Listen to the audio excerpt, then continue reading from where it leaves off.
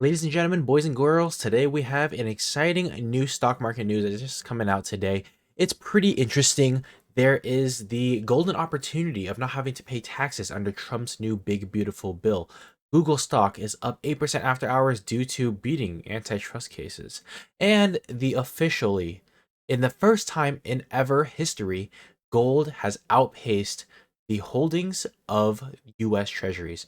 So super exciting news today, and I'm super excited to get into this. I hope you guys enjoy this video. Make sure you guys are subscribed and leave a like down below because this is gonna be a banger. So this article just came out that the golden opportunity to pay $0 in capital gains is going to be under Trump's new big beautiful bill, experts say.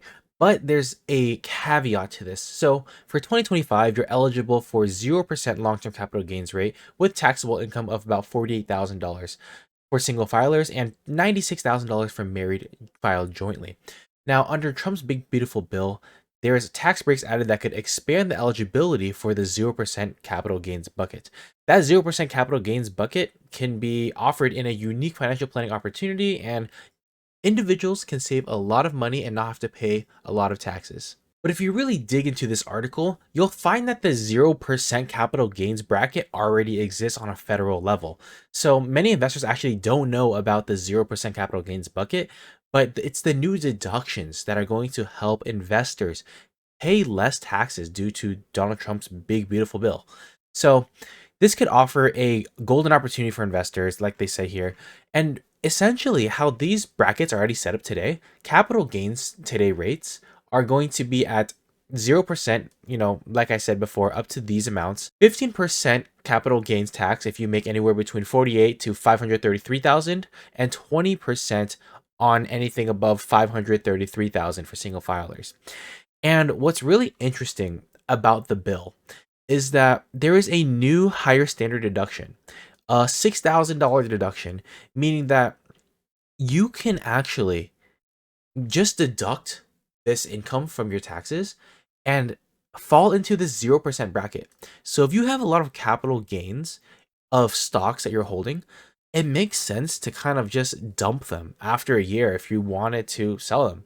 Or if they're like forever holding companies of, like, let's say the S&P 500, you want to make sure that you're capping in these dollars and strategically planning to sell them, because over time you're going to get that money back into your pocket without having to pay as many taxes.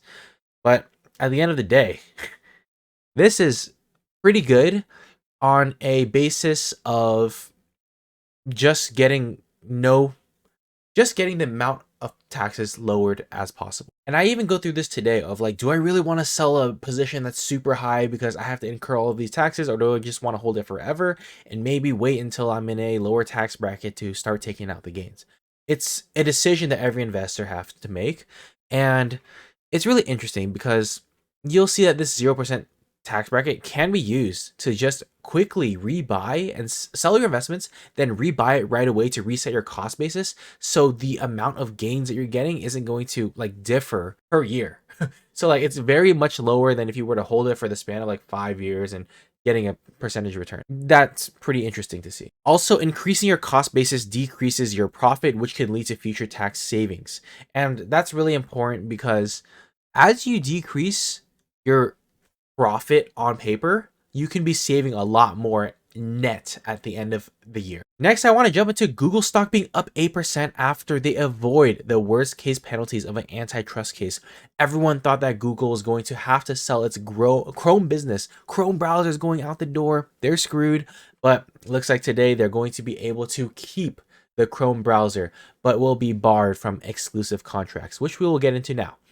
So if you look, Alphabet or Google is up 8% after today because they destroyed this case. Like, there is that risk of antitrust coming into Google, taking away their business and getting rid of their Chrome business and destroying or separating the business overall. They showed the naysayers wrong today, and the stock has been treating us well, treating the shareholders well. So basically, Google will not be required to divest Chrome, which means they got to keep it at the end of the day and all of those profits. And we know that Google's business in the ad sector is very heavily invested in the Chrome side.